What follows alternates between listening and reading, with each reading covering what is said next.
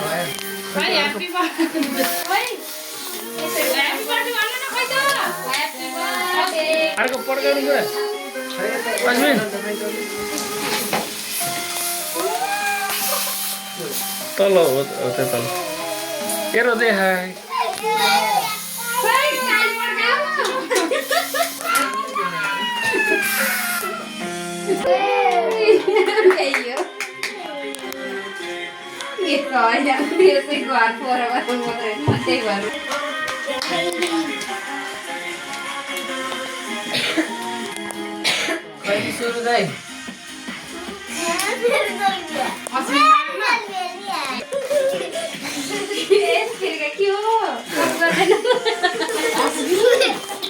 मैले के गर्नु मार्न मैले नि भनेको